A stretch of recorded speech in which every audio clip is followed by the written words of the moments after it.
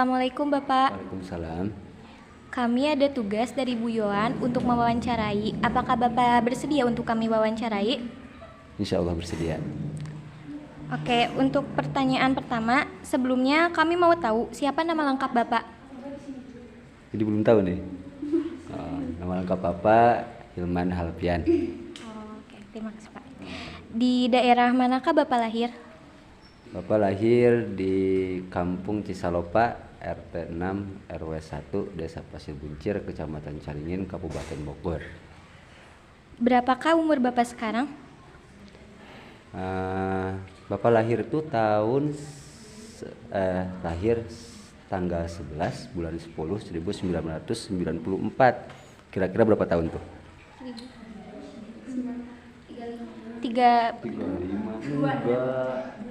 27? Ya, sekitaran 28. Oh, masih muda ternyata. Emang kelihatan udah tua? Enggak Pak. Buat pertanyaan selanjutnya, apa hobi Bapak dalam sehari-hari? Hobi sekarang apa hobi pas muda nih? Hobi buat sekarang aja deh. Oke, kalau hobi buat sekarang itu lebih ke main game sih. Oh, main game. Game apa kalau boleh tahu? Ya, sekarang yang sering-sering viral-viral aja gitu. Oh, Mobile Legend, Mobile Legend. Iya.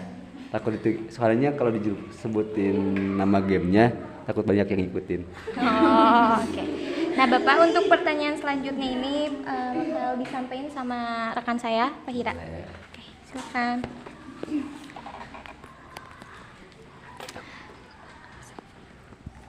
Tahun berapa Bapak menjalani profesi sebagai guru? Aku mulai berkecimpung di dunia guru itu mulai terjun kayak yang terjebak juga ya.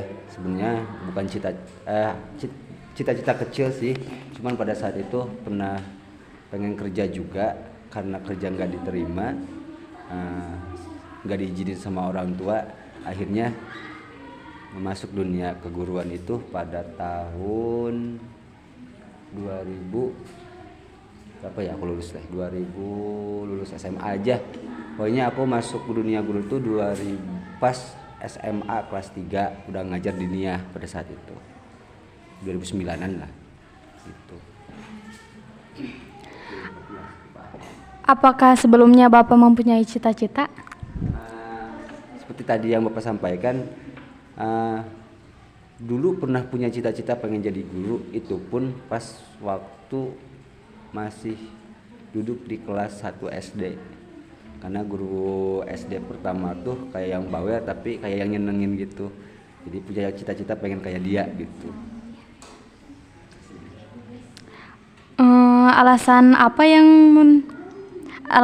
mendasari Bapak hingga saat ini menjadi guru? Alasan apa tadi? Yang mendasari Bapak hingga saat ini menjadi guru? Alasan saya masih bertahan sebagai guru mungkin ya, sampai saat ini gitu. Mungkin karena kalau mencari yang lain di usia yang sekarang itu sudah sangat udah sangat warning lah. Banyak yang kayaknya nggak mungkin diterima lagi karena biasanya usia kerja itu di umuran 20 ke atas. Itu kan udah 25 lebih ya. Biasanya dunia kerja tuh cuma sedikit yang menerima di umuran yang udah agak tua kayak gitu. Makanya karena sudah terjebak, ya mau bagaimana lagi, mungkin menjadi takdir, ya ikutin aja takdirnya gitu. Apakah sebelumnya Bapak pernah menjadi profesi selain guru? Profesi selain guru, profesi selain guru mungkin pas muda doang sih, cuma jadi kuli bangunan. Mungkin itu awal mulanya, kuli bangunan, bantu guru di bangunan. Terus kayak pernah ikutan, kalau sekarang sih bahasa kerennya kan reseller ya gitu. Mungkin pernah ikutan kayak reseller gitu pas lulus SMA tuh bang. Lulus SMA banget, meskipun masih ngajar tapi karena penghasilan yang kecil ya, ikutanlah reseller pada saat itu. Reseller kayak yang sepatu kayak gitu sih. Paling untungnya cuma goceng-gocengan gitu. Baik, selanjutnya akan dilanjuti sama teman saya. Udah. Pindah aja bangkunya. Duduk aja pindah. Baik, saya akan bertanya, apa kesan pertama kali ketika Bapak menjadi profesi sebagai guru? Kesan awal Bapak menjadi guru. Oh, kesan awal ya. Kesan awal tuh kayak yang dikasih motivasi. Ternyata mendidik seorang anak itu susah. Jadi seakan langsung bernostalgia, ternyata orang tua ngedidik saya sampai seperti ini tuh susah banget. Oh, ini deh yang saya rasain gitu. Kesan pertamanya gitu. Kesan pertamanya kayak gitu. Jadi seakan tuh ke orang tua tuh, oh orang tua capek loh kayak gini. Makanya kayak yang jangan menyia-nyiakan. Ini adalah salah satu bentuk untuk mengubah seseorang menjadi seseorang yang lebih baik. Oke, mata pelajaran apa saja yang diajarkan oleh Bapak kepada siswa dan siswi di sekolah ini? Dari mulai awal berperan atau berkecimpung di dunia guru, pada saat itu diniyah itu kan biasanya ada 5 mata pelajaran: akidah, akhlak, Al-Quran, hadis, SKI, bahasa Arab, satu lagi itu Kurdis kalau nggak salah. Al-Quran, hadis udah ya tadi. Kayak apa ya? Lupa lagi. Pernah ada 5 lah kalau nggak salah di diniyah tuh. Itu pertama. Terus masuk ke tahun-tahun berikutnya mulai berkecimpunglah, naik dari mulai diniyah masuk ke MI. MI pegangnya guru kelas doang sih, karena udah masuk ke tematik pada saat itu. Kan tematik udah menyangkup semua mata pelajaran MI ya. Terus lanjut lagi ke jenjang selanjutnya, mulai diterima di SMP. Itu mengajar pertama itu PAI, Pendidikan Agama Islam. Setelah PAI ada guru yang mengundurkan diri, pelajaran bahasa Indonesia, kepala sekolah mempercayakan terus mengajar bahasa Indonesia. Terus setelah ada ganti bahasa Indonesia, ada yang mengundurkan diri lagi, pelajaran PKN, apa ganti lagi PKN. Jadi lebih ke kayak belajar otodidak. Mungkin kalau disebutin sampai sekarang hampir semua mata pelajaran sih udah dipegang gitu. Cuman lupa lagi mata pelajaran apa aja. Mungkin itu sebagian simpelnya sih. Apakah ada kesulitan yang dialami Bapak dalam proses menyampaikan materi? Kesulitan? Iya, kesulitan. Kesulitan ketika menyampaikan materi, kalau untuk yang sekarang sih enggak, karena sudah sesuai dengan apa yang diajarkan atau yang dimiliki pada saat belajar. Kalau sekarang mungkin kalau yang kesulitan itu ketika Bapak mengajar di luar basic Bapak, itu doang sih. Misalnya Bapak kan basicnya emang di pesantren, terus masuk ke dunia pendidikan, lebihnya banyaknya ke pendidikannya pun lebih ke agama, maka lebih termotivasi di agama, banyaknya keilmuan mungkin itu juga.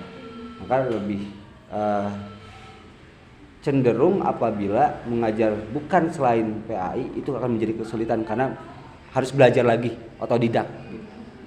Seperti itu kesulitannya tuh kalau belajar pelajaran selain pelajaran yang berbasis agama sih.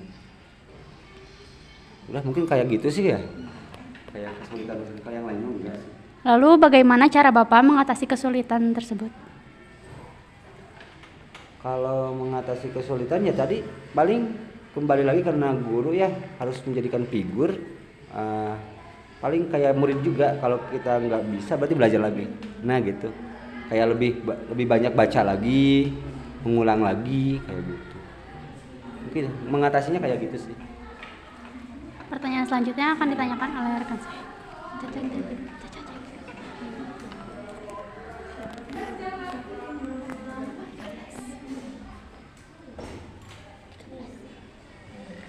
Bagaimana cara Bapak mengatur waktu yang baik antara mengajar dan aktivitas yang lainnya? Mengatur waktu yang baik menurut versi Bapak ya. Versi Bapak untuk jadikan pelajaran mungkin ya. Kalau secara realnya mungkin Bapak belum teratur.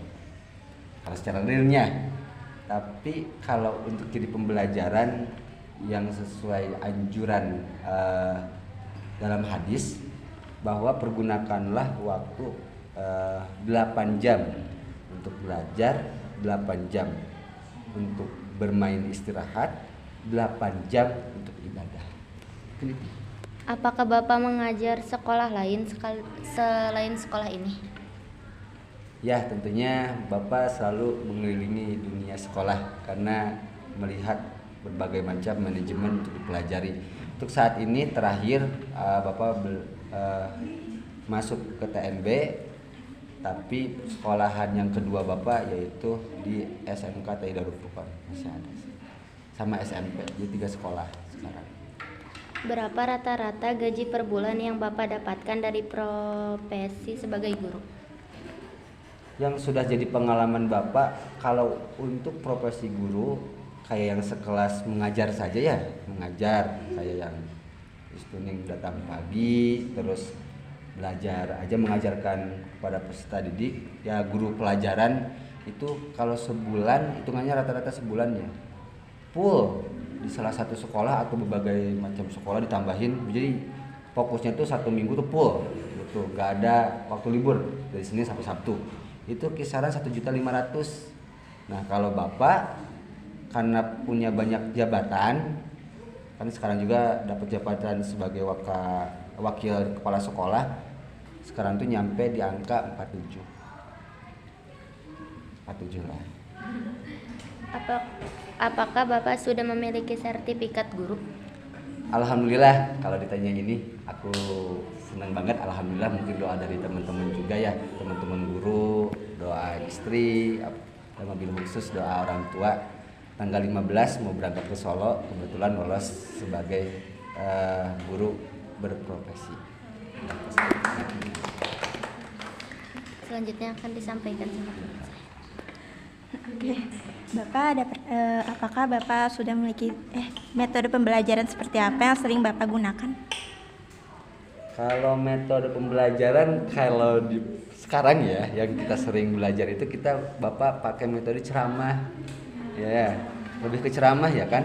Bapak yang diem menyampaikan materi kan. Kalau yang lebih baik itu sekarang lebih ke kalau yang kertilas ya, mengajak bermain sambil belajar harusnya, karena memang basic Bapak banyak figurnya seorang gurunya ceramah, maka yang diterapkan ceramah. Bagaimana pendapat Bapak tentang rekan-rekan guru di sekolah ini? Rekan-rekan guru di sekolah ini cukup baik sih semuanya, nggak ada yang kayak yang sekolah-sekolahan lain. Kalau sekolah lain kan ada yang saling sikut lah gitu. Cuman namanya dunia kerja pasti ada konflik, meskipun nggak sekeras konflik di perusahaan. Enaknya di dunia kerja di profesi guru itu, 1 bahasa terjaga, 2 adab terjaga. Cuman masalah gibah itu sudah biasa.